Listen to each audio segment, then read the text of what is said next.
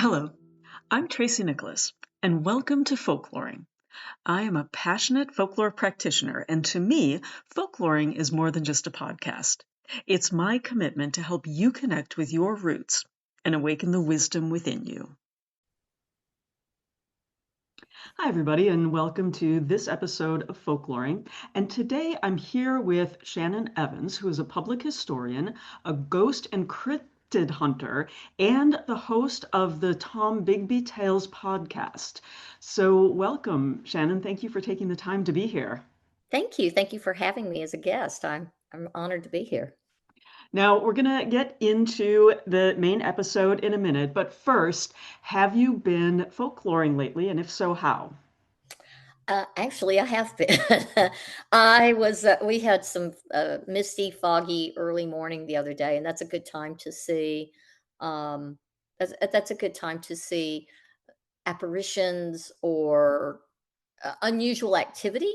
So I took my paranormal box and my um, camera and I went out to the local cemetery. That's a historic cemetery where there's a Civil War burial vault of soldiers. And so there's a particular fellow that is known to come out under those atmospheric conditions and walk around and protect his comrades. And so I went looking for him. I didn't find him this time, but I did have some interesting things that came out on my box, but who knows?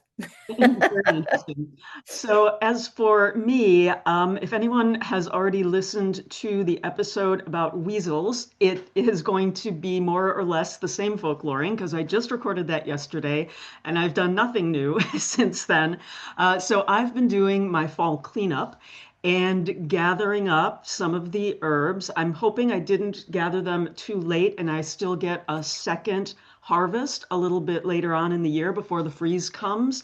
But now it's all about tying up herbs and drying herbs and making tinctures and doing that sort of thing, along with so much weeding yesterday. Oh my God. I have Yeah, not. well, I collected, I don't know, a couple of canvas bags full of mullein the other day. So, Oh my gosh, that's yeah. amazing. I've never seen it in the wild.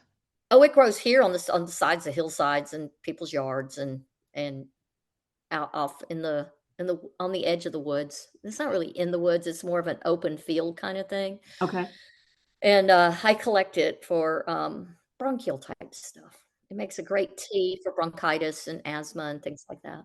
Now, do you smoke it as well? Because that's the smoke's supposed to be really good for your lungs too. No, but I don't s I'm not a smoker, I've never been a smoker, I struggle with being around that my my lungs are fine, it's for family members, Mhm. although I have used it in a cold. We used it during COVID, and it was Oh, incredibly effective, interesting. in soothing the bronchioles and stuff, and, I've been collecting plantain, but that's an ongoing thing I collect, so, and that has a lot of different medicinal type purposes.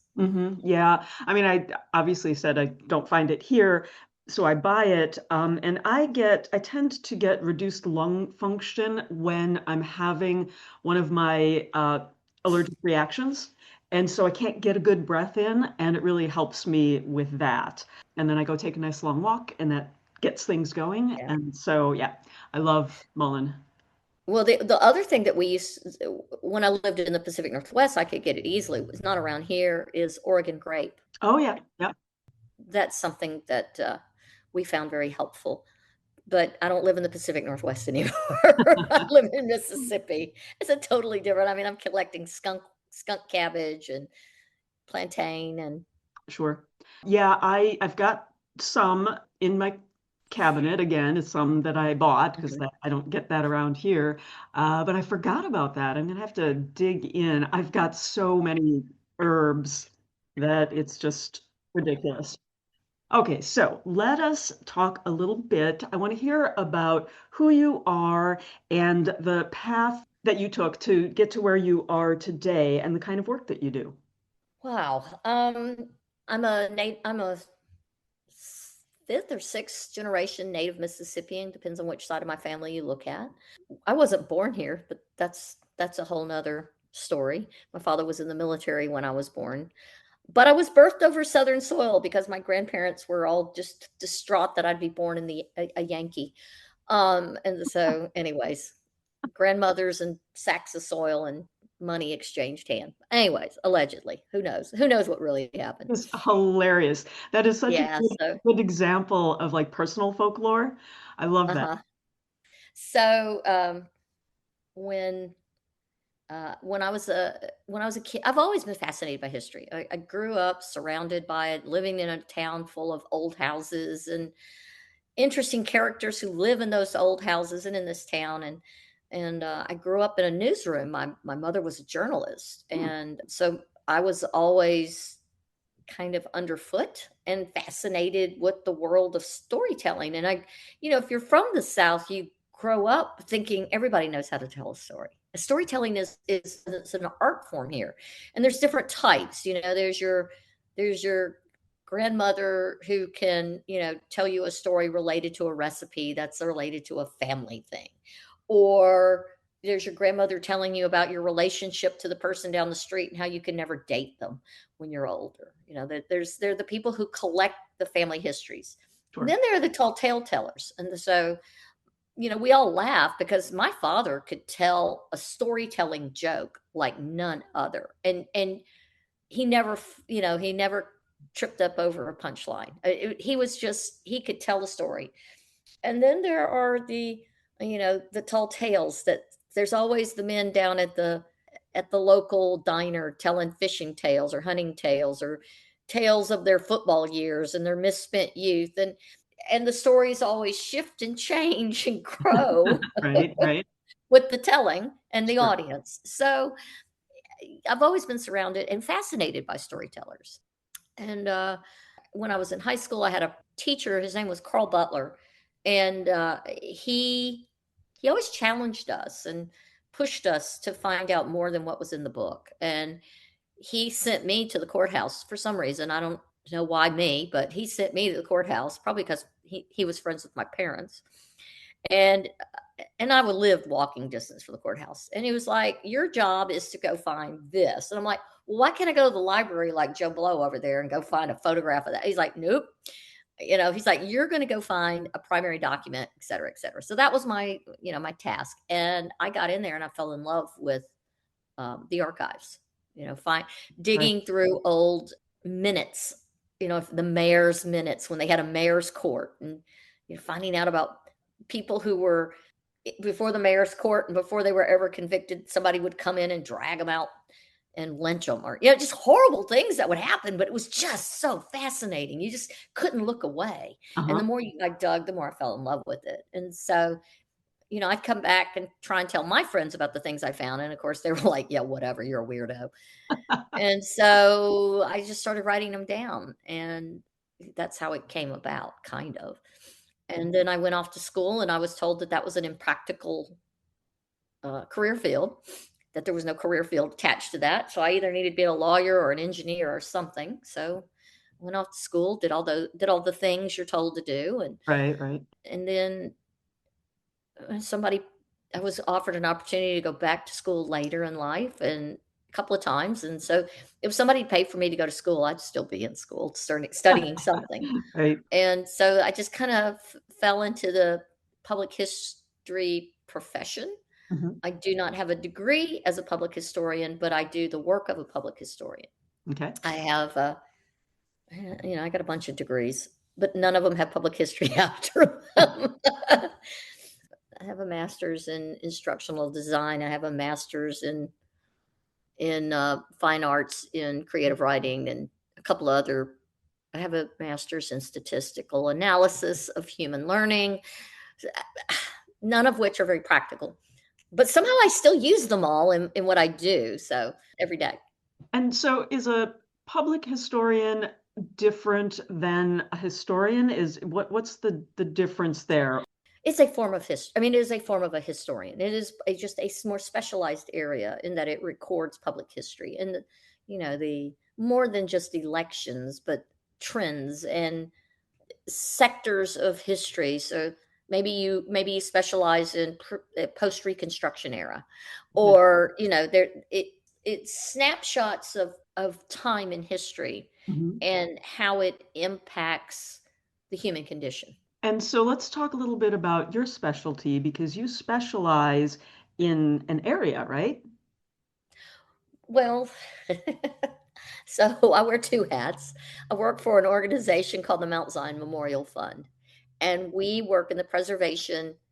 We started out in the preservation of where blues artists are buried for the commemoration of. So I do a lot of research on land deeds and trying to figure out where they died and was there a death certificate, depending on when that happened and what state and where they ended up, and public memory of where that person is buried versus what's actually written on the death certificate, that kind of stuff.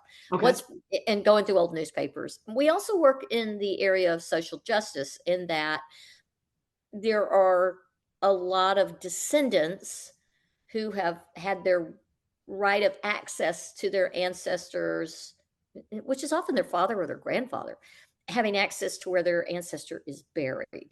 And so there are laws that protect that, but you have to kind of fight. And then I've also fought to protect actual burial sites from destruction. Wow. So that's my other side of my hat. Okay. But it's still part of what I do because it's history and it's public, but that's a very specific domain. Mhm. But my podcast is about my town, and that's my personal. That's like my love affair with my town, and it is a collection of histories. Some of them are small, little micro histories, a minute long. Some of them are more in depth, and then it's also a collection of investigative pieces on what I call current history. So it's people being not very well behaved with our public monies in current times because those will become history. So it's more of a journalistic approach to current history. And the stories about the people there that you tell, do you consider those to be folklore as well as history? Some of it, yeah, because so I go through when as I'm doing this research, census records are not always accurate. You can tell that because there's misspellings. You'll find that they'll say that somebody was, born in England. They were really born in Scotland. Yeah. So there's a little bit of a treasure hunt, but there's and it depends on who was telling the enumerator. So, you might say, well, I got 7 kids, but 6 of them are out in the field working right now. And then you try and remember, well, this one was born here and this, and then the person who's collecting the information, you have to rely on them being accurate in the notes they take. So you have to take it with a grain of salt. The other thing is I look in a lot of old newspapers Okay. and a lot of reporting of that time. And so I'll give you an example. Let's say we're reporting on the death of John Q. Smith. John Q. Smith died in uh, he got hit, he got smushed by 2 railroad cars. He got in between them and he got smushed. So that's our story. Well, somebody goes to report it and they report it in the local paper and they report it as he got run over by 2 railroad cars. Not that he got caught in between them when they were coupling because he worked on the railroad. So now the story has changed a little, that he's been run over by them. Either way, he's dead. It's horrible. It's related to the train. We're kind of close. And then that story gets shrunk down even more. And because he's in Columbus, or that's where he's buried, they presume that it's the Columbus and Greenville Railroad that ran him over. But maybe he wasn't even here. Maybe he was down on the Delta and it was the Southern Railroad, but he just happened to be buried here. The story gets skewed. Now other newspapers are looking for stories to fill up a teeny tiny space on their paper. And so they take just the snapshot. John Q. Smith was killed in Columbus by the railroad. He wasn't killed in Columbus. He wasn't killed by the railroad. He just got stuck in between 2 cars, right? So so the story gets skewed. So you as a historian have to keep looking until you find something that gives you more context. Right. So maybe the context is the next week there's a big safety meeting, and they report that on July 13th, the same day your guy died, that they've decided they're going to change how the flagmen or whoever work on the railroad and how they signal to the engineer that they've done their job, whatever. So you have to kind of dig around and find the rest of the story. So it becomes folklore because now we've seen it in newspapers. Now the family tells the story because they just heard that grandpa got run over by a train. Right. And there's no context because it's a tragic, horrible thing to hear a discussion that two train cars came together and the guy got caught in the middle of them and it, I Right. don't know, did something horrible to him. Right. Right. And he died. So it's that somewhere in folklore are the facts Right. and the kernels of the truth. And so you just have to unpack them. Well, I think it's interesting too when you're talking about like an oral family tradition like that. Memory is pretty pliable because when you remember something, it happens and you remember it. And then the next time you start thinking about it and remembering it, you actually remember the last time you remembered it. Mhm. And so if there's, a discussion happens at that time, you might incorporate, somebody speculates, was there foul play? And then that kind of gets incorporated into your story because you're remembering the discussion from the last time. It's interesting how stories like that can morph over time just based on the fact that it stays an oral tradition within the family. I'll give you a reverse example of that. Okay, You want to hear an interesting one? Okay. sure. There was a guy who was a military attaché for Tsar Nicholas II of Russia to the Russian Japanese embassy. Okay. Okay.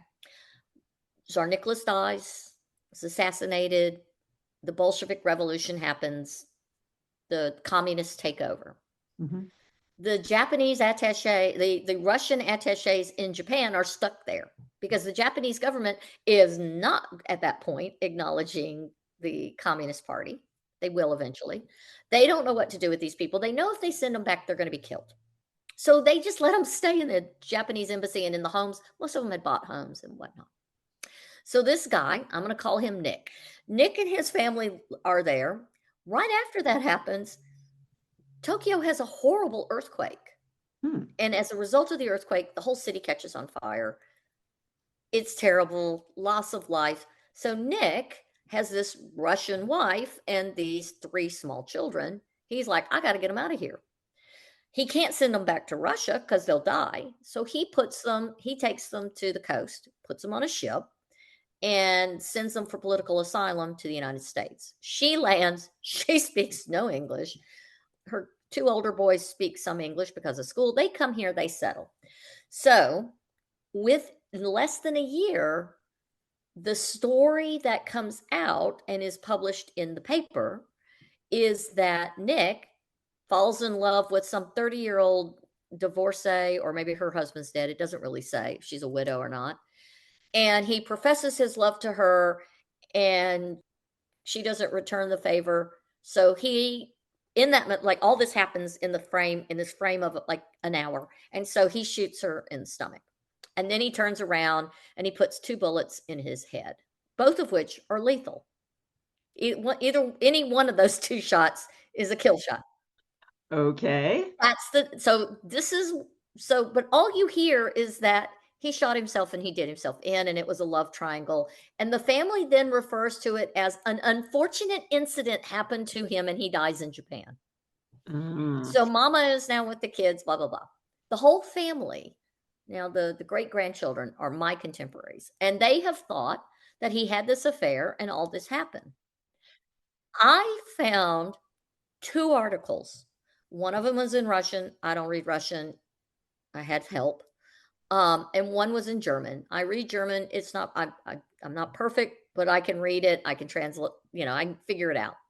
That was where I found out that none of his contemporaries believed that it was suicide. They did not believe that he was in a love triangle because he always talked about his wife and joining his wife and children in the United States. He was looking forward to it. He was planning for it. He was running a mission in Russia or in Japan for Russians who were stuck there. Okay. And so he was running this refugee agency of sorts.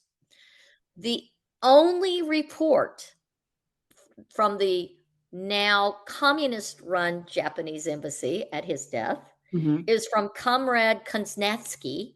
And Comrade Kuznatsky is the one who says, well, he was part of the white movement, which meant that he was still pro-czarist and wanted to return it to an empire. And that it was such a shame that Nick shot himself twice in the head. And that was when I started looking for, well, what happened with those 2 shots? Yeah. So only 3 shots were fired. One, the woman recovered. Guess what? She goes on to be a high-ranking member of the Communist Party. He was set up.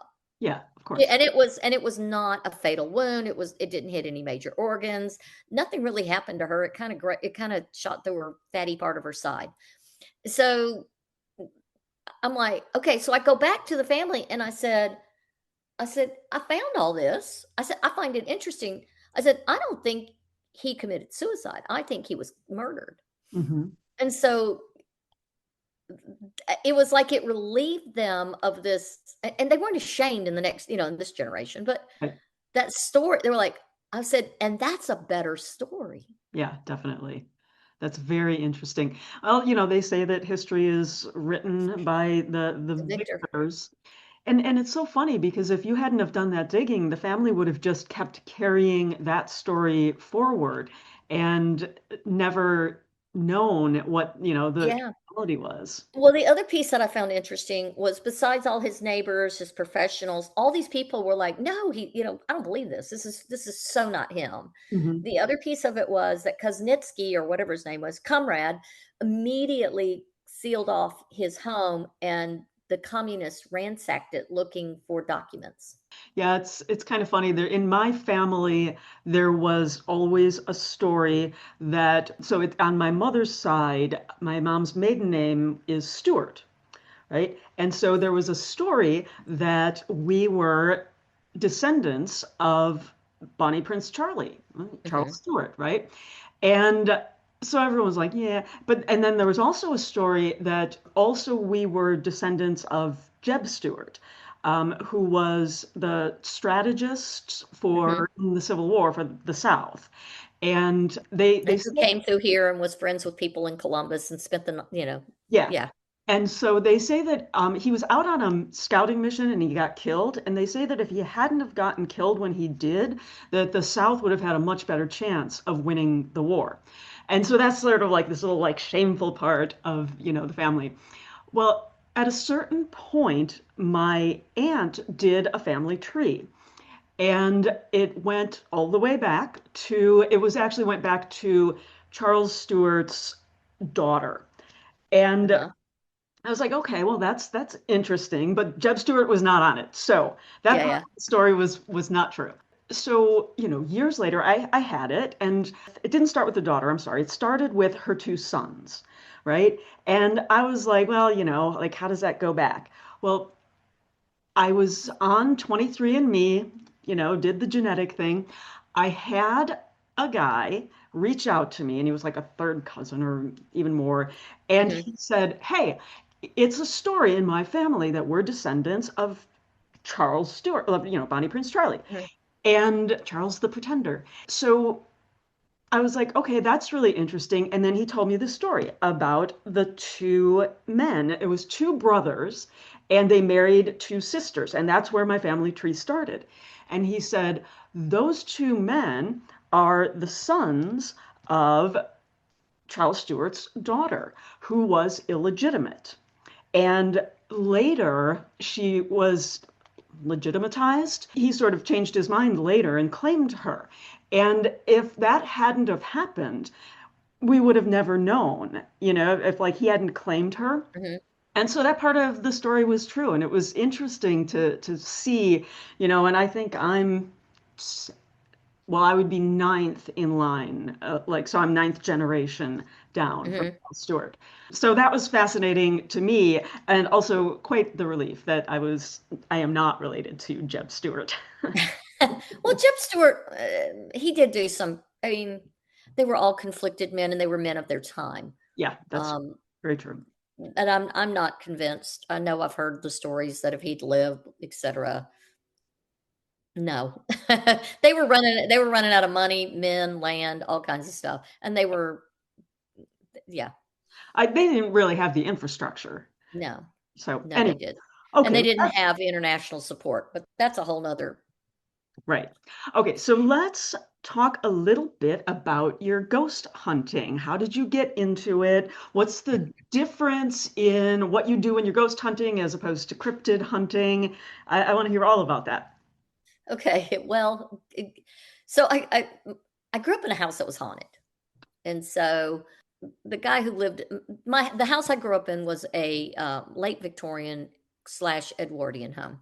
It wasn't one of these great big pillared antebellum homes. It was a giant monstrosity of a brick house, is what it was. It was a great house to be a kid in, but sliding down the banisters, the whole 9 yards. But the man who he and his family had built that house was killed when the clockworks fell in early 1900s in our courthouse. And Oh, the clockworks had been replaced because all the weights had been removed, like so many other towns, bells, clocks, whatever they had, were melted down for the war effort in right. the Civil War, and the Wawa, as they say. And so they had put it back in. The town was now more prosperous. They were returning to a little bit of prosperity post Reconstruction.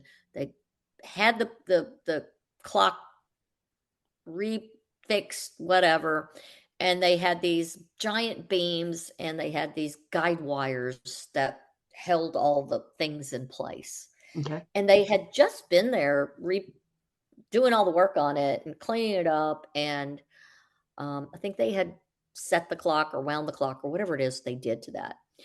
And so every afternoon, because it's hot here and they didn't have air conditioning, men would leave their offices at the courthouse and they would sit in this breezeway that was under the clock tower and in the courthouse. And marble floors. It was a little bit cooler. They'd probably have a cigar, whatever, sitting out there because it's just open through. Right. And they were sitting there, and there were about 6 of them sitting there. It was the sheriff, the sheriff's deputy, a judge, a lawyer, and the guy that lived in our house he was a public health official. He was a doctor. Okay. They're sitting there. They hear this giant crack. This giant beam breaks. The clock weights fall. The beams and the clock weights fall on the people below. They slightly injure a couple of the other bystanders, but it pretty much squashes the guy who lived in our house. Ooh, So they call him outside. They put him under a tree. They call for another doctor because clearly he can't help himself. He expires moments later, and he's brought home and laid out. And he has been visiting the home ever since. He sits on the porch. He drops his boots. He smokes a cigar or a pipe. He smokes a pipe, and he wanders around. He wanders around the wood floors of the house. well, it's fascinating that he wouldn't be where he died, because a lot of times they stay where there's trauma. Well, before they reconstruct, so this is what's really interesting. The courthouse has been redone, reconfigured. That area is now a courtroom or a judge's chambers, and I can't remember which. And then the upstairs part is definitely in the part of a courtroom. So he has no place to hang out anymore, I guess. I guess he went. So it was the building was redone in parts of it in the 40s, and then again in the 60s, and then again in the 70s or 80s when they kept adding on to the courthouse. And so I'm guessing he just decided he didn't have any place to wander around there anymore, and he went home. But he used to haunt. They say that they could, and every now and then they say they see him wandering. Interesting. So, what is it when you say he's like sitting on the porch, he's smoking a cigar? On so many of the stories about spirits that I've heard, it's super mundane. And even my own ghost stories are super mundane. It's just like nothing really, it's not spooky, it wasn't scary. I didn't even know that anything had happened until it was all over. What is the experience like for you? What does it look like? Well, so my bedroom was right over that porch and looked down on it, part of it. And we would hear late at night someone clump onto the porch, sound like, heavy boots, would go, it was a wraparound porch. They'd go around the curve and you'd hear them sit down and you can hear the chains on a porch swing. When somebody sits, it makes a particular noise. Plus the weight makes a noise because it's a wooden ceiling. And you'd hear this person sit, and then you'd hear the boots clunk onto the ground. Okay.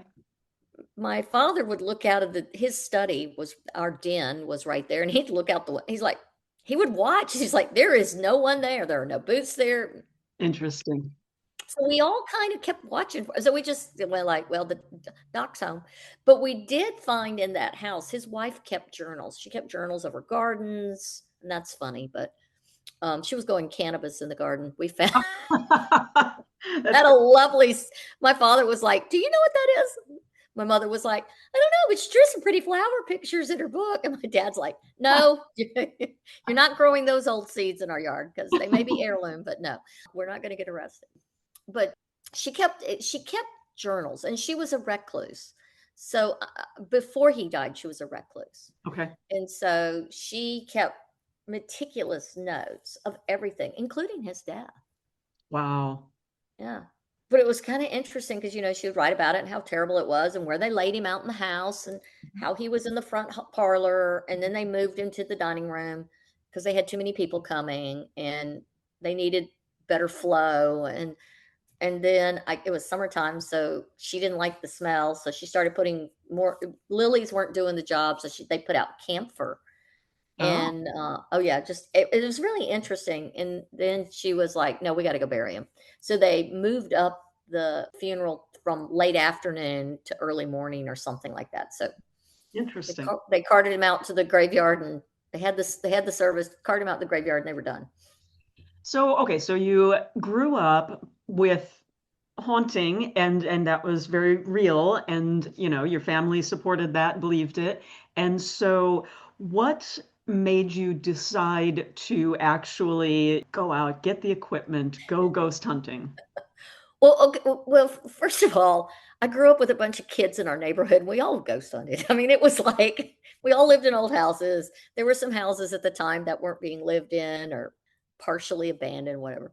So we all kind of did it, and we all went from house to house. I have an older sister, and so I was the pesky little sister who mom would go, "Take your sister with you." So I kind of got into it with them, and then I started being the storyteller. I was the one who wrote down what happened. Okay. And so I kept notebooks and I kept journals from a very young age. Mhm. And one of my sister's friends, or two of them actually, were like they did a they were making movies with old Super 8 cameras and go like going out. We had an old train that was set up out at a park for you to go see an old train. So they made a train robbery movie there. So we were just very creative, geeky nerds, and we all had these old time costumes because we have the pilgrimage here and everybody wears hoop skirts and whatnot. Yeah. So we had all the accoutrements.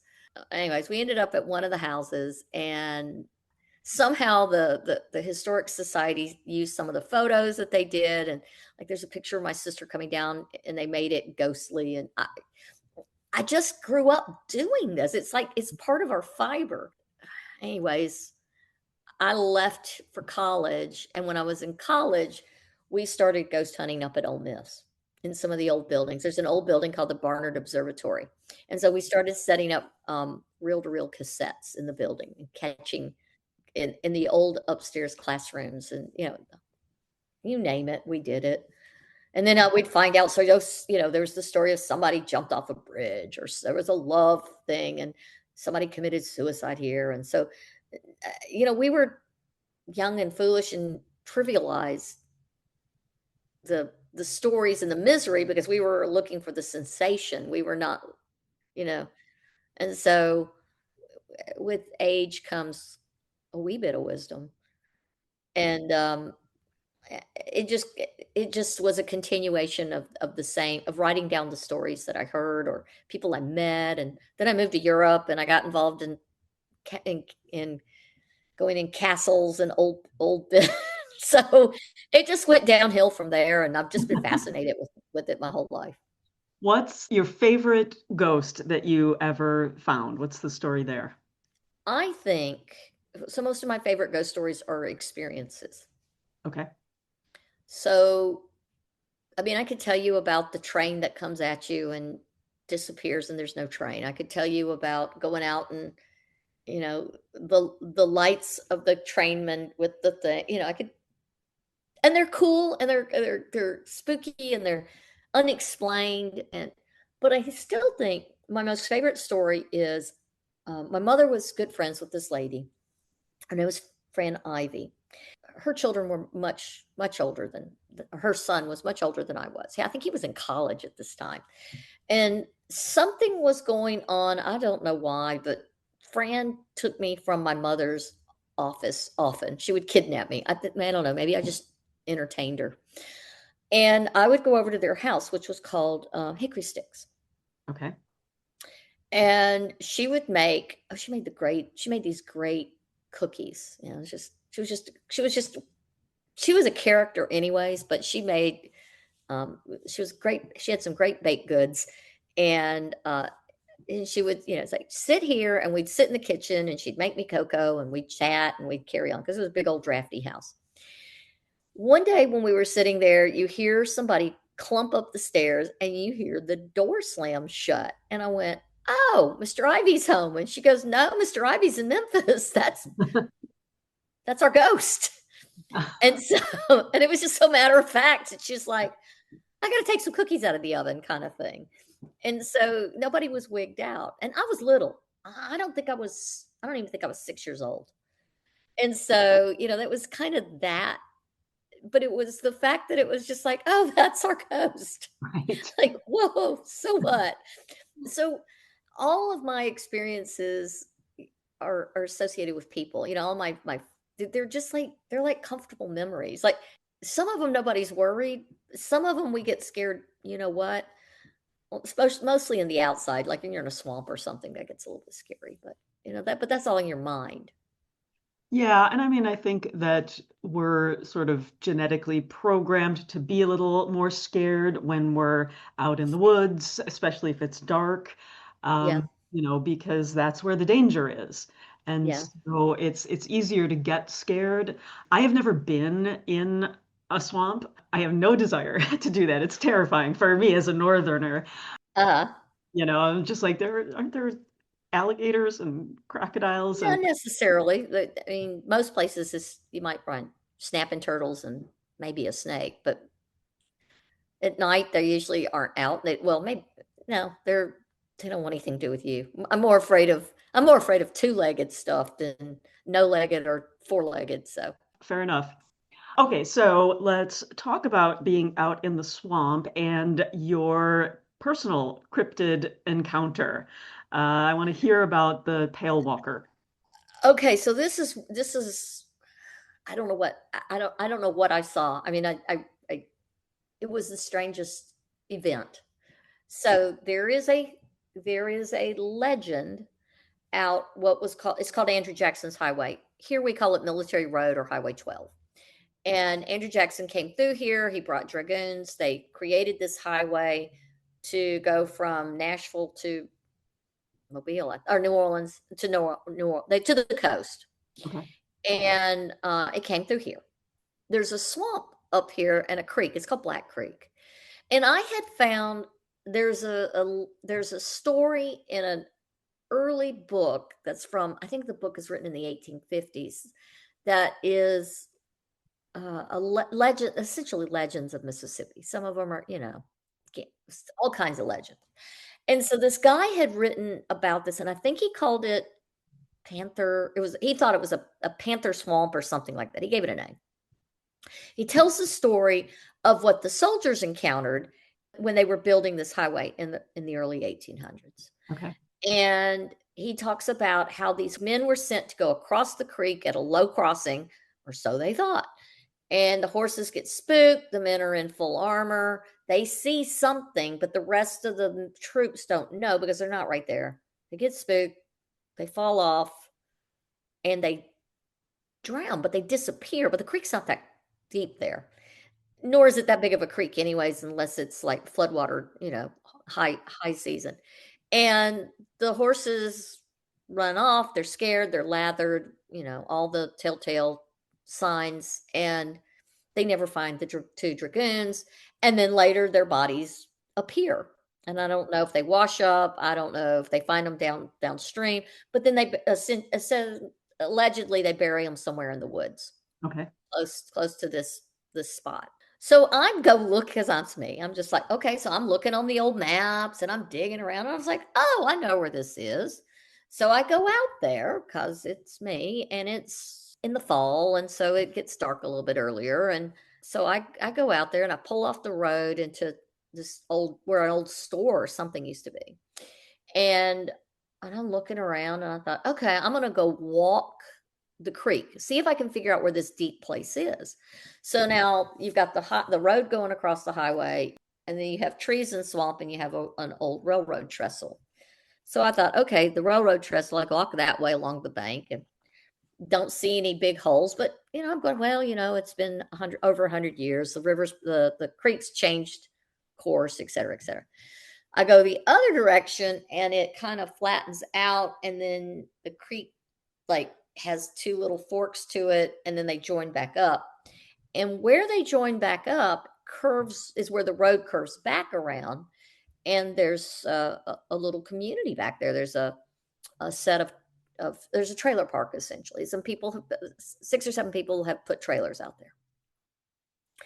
So I'm wandering around and I thought, okay, I'm going to come back and talk to these people and to find out where the deep spot is. So as I'm walking back to my car, I don't know what this thing is, and I'm still pretty far from my car. And this thing is between me and my car, and the trailers are behind me about a quarter mile in the woods.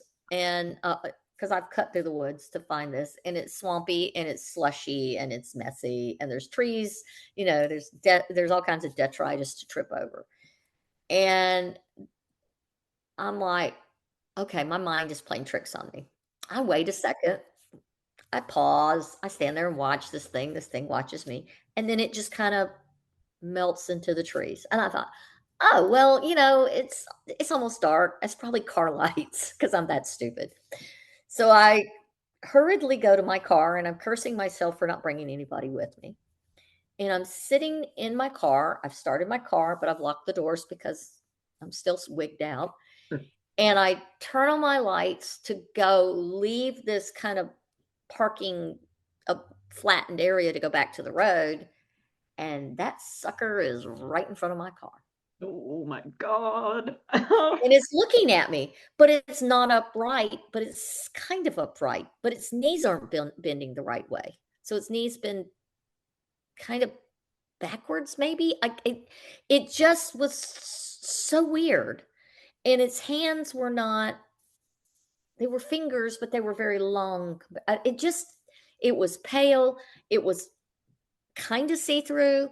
It was white, but it was blue, and I thought, I don't drink and I don't do drugs. This is the weirdest thing. I mean, if I didn't know better, I think I was hallucinating. And I thought, I don't know what I just saw, because my brain just couldn't accept that. And it turned and it looked at me. I mean, it locked eyes with me. Oof. And then it disappeared into the woods. But it moved kind of upright, but it kind of didn't. I don't know. It was just the strangest thing. And I thought, okay, I'm going to go home and I'm going to take a hot shower and I'm going to read a book that has nothing to do with ghosts or haunts or anything. I'm going to go, I don't know. I'll go read something. I'm going to do something different. So I went home and I just left it. And then it bugged me. And then I happened to be in a coffee shop and I overheard a conversation from this young man. And he was talking about that they have something in their trailer park that none of them go out at night, because his friends were asking him would he go out with them and do something. And he was like, no, no, no, no, we don't. My family doesn't go out after dark. We go home and we have every light in the house on. We have the outside lights on. We don't go out after dark. And they were giving him grief about it. So I went over and talked to him after his friends left, and he's like, "Oh," I said, excuse me for eavesdropping. I was like, "I heard you telling your." I said, "Where do you live?" It kind of, and he says, "Well, I'm out Highway 12," and I went, "Across Black Creek?" And he goes, "Yeah." He says, "You know when the Black Creek, you go across the bridge and then you just kind of curve to the left. That." He's like, "And there's like a parallel road." I went, "Yeah." He goes, "That's where I live." Oh. Right where I had been. So I said, "Well, would you talk to me about this?" He goes, "Well, I can't at work." I was like, "I understand that." So we talked later, and he was very reticent. And, I said, "I swear I'm not crazy. And I know you're not crazy." And so I said, "Well, can I talk to your people?" So I did go over and I talked to, I think, his grandmother. It was an older woman. And she said, nobody believes us when we talk about this stuff, because everybody assumes they're not well educated, they live in trailers, they're discounted based on their socioeconomic situation. And then I kind of stumbled on, there was another little trailer park community. So this one was predominantly white, there was another one that was predominantly black. They're both on this creek down this side road, like this parallel road, and it was the same thing. And they're like, no, they're like, "You don't want to hear this story, nobody wants to hear this story." Interesting. And that's it. That's how I left it. But I have a very good friend who I met because she put an ad in the paper, and she says, "Have you ever seen this?" And I was like, and the people were giving her grief online. I mean, they were horrible to her. And she was so discouraged, and she was like, "I'm never going to get any stories because people are being so ugly to me." And I was like, "Do I have some information for you?" and we and we became friends. When did this all happen? Oof. Mm, the first time I saw that, whatever it was, 4 years ago, 5 years ago? Okay. Now, you said the first time you saw it, have you seen it again? Yeah, I've seen it twice. Okay. But And both times I'm going, yeah, after the fact, I'm going, "What did I just see?" yeah. So when you said you locked eyes with it the first time, what did its face look like? Was it humanoid? Was it like an animal? It felt it's kind of what I think a flat Stanley would look like. It had, round I didn't see any pupil. It just looked like big, round, dark circles for eyes, but they moved. They were more elliptical than round. The face was kind of flattened. It had nostrils, but I hate to say this. Have you ever seen a burn victim Yeah. who's it was almost that kind of a a flatness of the face. And then the mouth was just an opening. And it like I wasn't looking to see if it had. I really wasn't. I was like, I was more of a, what is your brain doing? Why is it? Yeah, that it can be hard if you see something that, you've been sort of conditioned to believe can't happen. It takes a little while for your brain to say, "No, wait, this is happening." Yeah. And so is it your name, the Pale Walker? Because you referred to, no, that's So my friend has written a book about her experience, and she's collected stories. She's gone and spoken to people who've seen it. And hers, it's called Pale. okay. We don't call it a pale walker. The Native Americans have different names, but I haven't found any Native Americans true, like documented tales here from the Choctaw Okay. that lived in this area, or the Chickasaw who lived just on the bordering region. Okay. I have found I won't call it a tall tale. Somebody wrote something quoting a Native American woman. It was an oral tradition that somebody wrote down, but they said that the story kind of came across as this Native American woman lived on the outskirts of town on this pond that was built by a creek, Okay. which is generally related to this creek I was talking about, and that the whites thought she had thrown her children in and drowned them, Mhm. and that was a white settler story, Okay. not a Native American story, but it involved a Choctaw woman. Right, right. Who knows? But the description of the oral tradition is very similar of what the creature was that took her children. Interesting.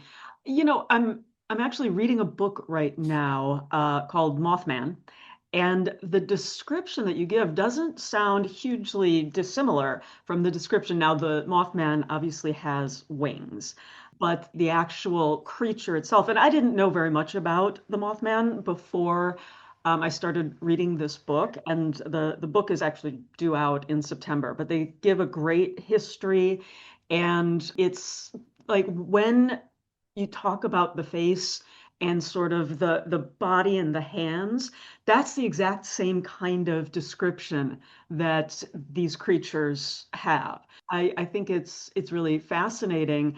And I wonder, so it's like those are pretty widespread, although there's in like the ground zero is and where that was where it's first sighted and everything, but there are other sightings around, and again it moves very strangely. It doesn't move like it you would expect it to. It's sort of hunched over but kind of Mhm, upright. So there's a lot of similarities when I hear you talk about it, and it's fascinating to me that this is a specific creature in this, it's very local folklore, right? mhm, But there are stories being told that are similar all over the place, all over the country. mhm. So really just fascinating stuff. Yeah, so my friend, her name's Missy Lee Sterling. Her book is fascinating to me Mhm. more for the first person accounts. Okay. So she tells her experience and what was going on, and she was going through a she I think her mother was quite ill, or she had just lost her mother, and she was commuting back and forth to help her father. So, and I don't remember exactly what was going on, but she was going up and down that road often. And it was like, okay, why now? Why this minute? Why didn't it happen before? Or why did it never happen?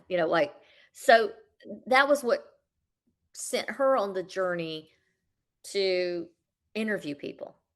And that to me is what's fascinating is to hear the voice of others, because Right. it's kind of validating. You're going, everybody thinks you're crazy. I'm like, I know, it sounds nuts. So I agree. My brain says it's crazy. I don't know what I saw. Now, when you saw it the second time, did you feel like there was that it recognized you? Was there any sense of, or was it exactly kind of the same experience both times? The second time was different. Okay. Um, I went looking for it. Of course you did. And I was mad because I was like, "Okay, I'm gonna pull off over here, and then I'm gonna get my camera out," and yeah, that didn't. And it was and as best laid plans of mice and men. So, I don't know. I didn't get that, but I wasn't looking for that feeling. I was actually kind of fumbling around with my equipment going, oh crap. Oh crap, get ready. Park the car, get it in park, that kind of stuff. So, Okay. So have you gone out searching for other cryptids then? Or is that really the only?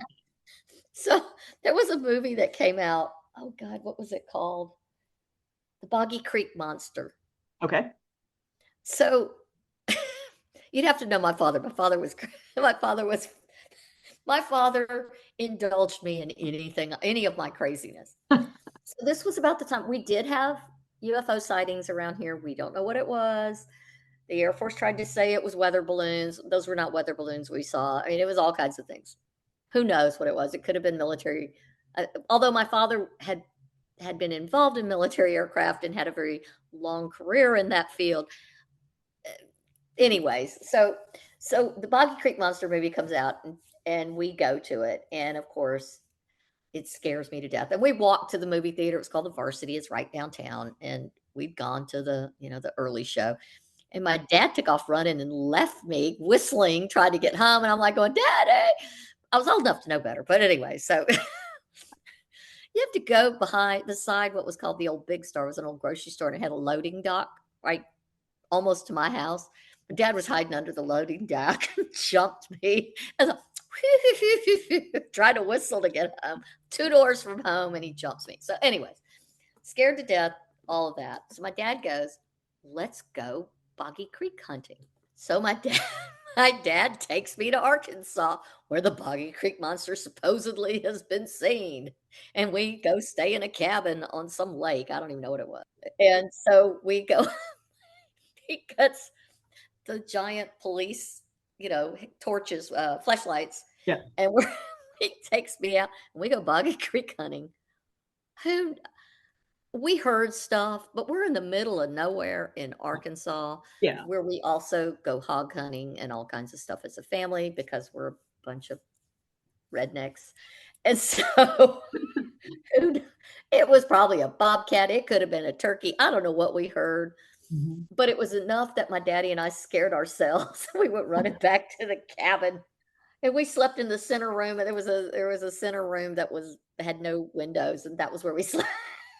Tell you, we don't have a lot of wildlife around here, but what we do have are coyotes. Oh, we have deer, we have coyotes, and I live across the street from an arboretum, and there's a bunch of coyotes living over there.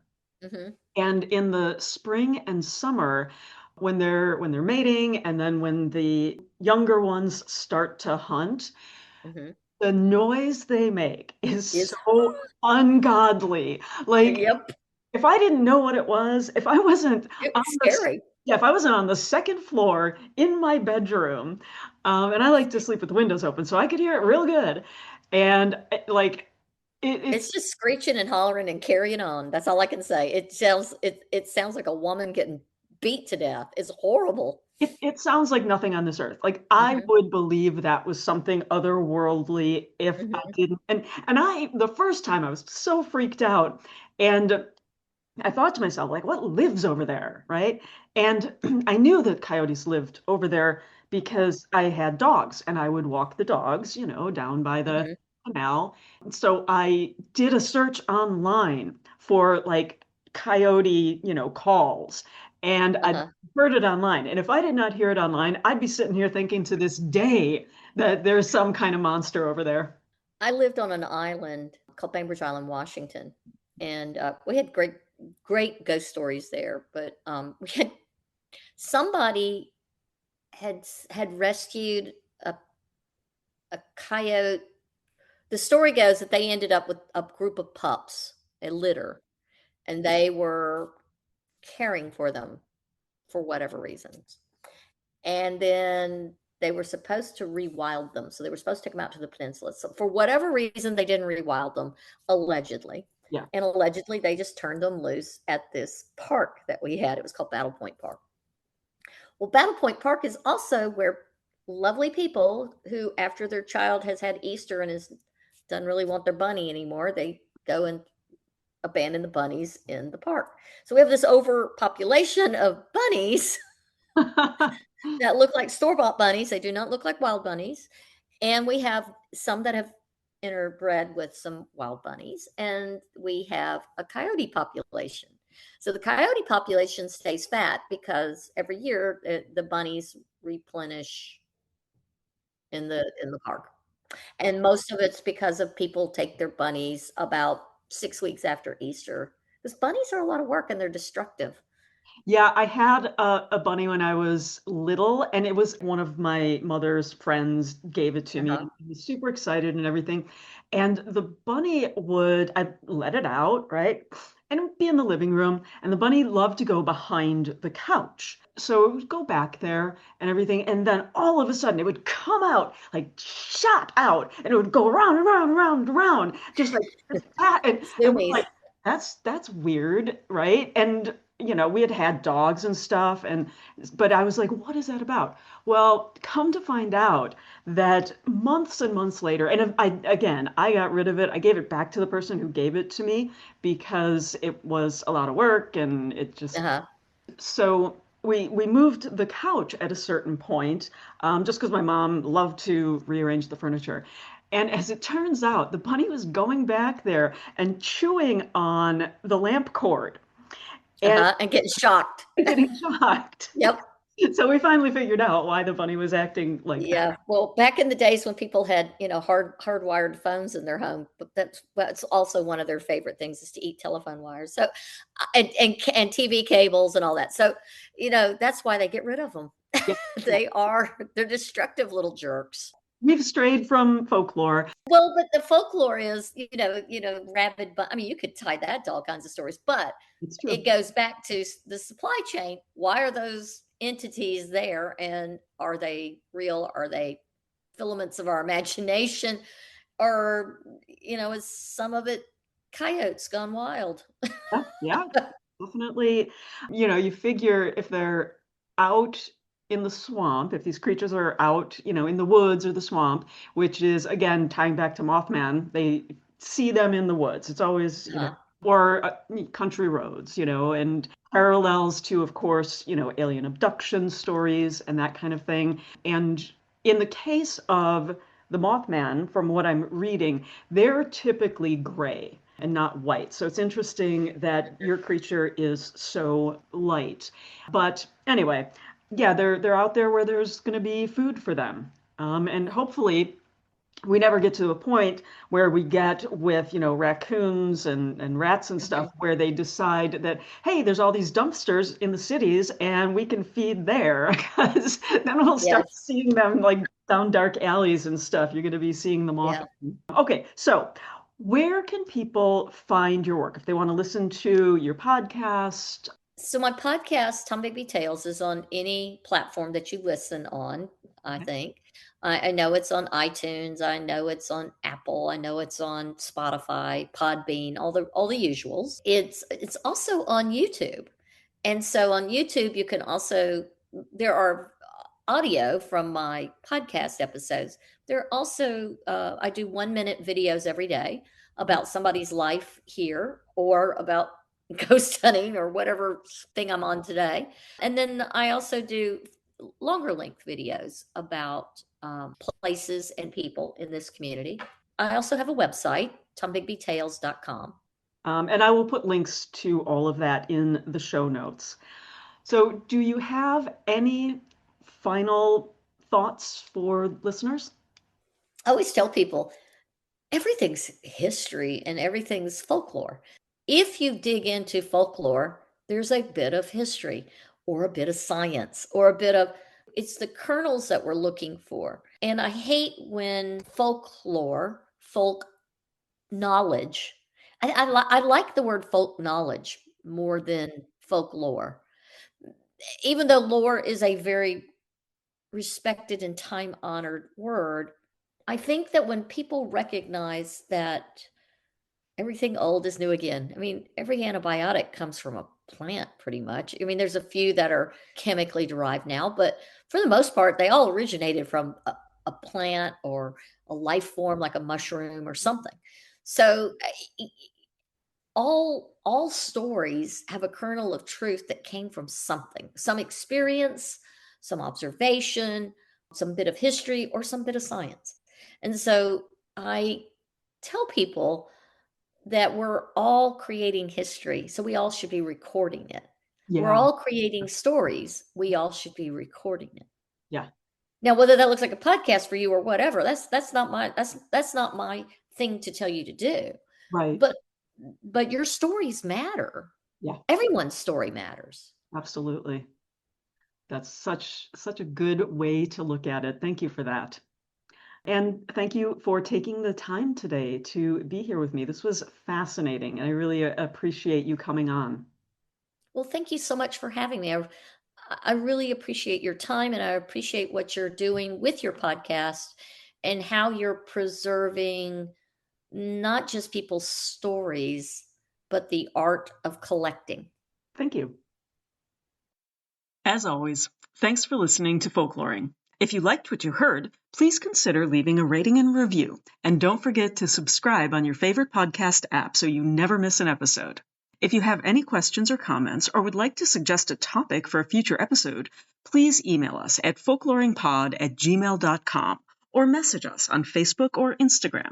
Other places you can find me are at the Folklore Podcast as the theater, film, and storytellers correspondent, or creating folklore-inspired games at madmenandheroes.com. Stay curious, stay connected, and keep the traditions alive. And I hope that wherever you are, folklore is making your life more magical.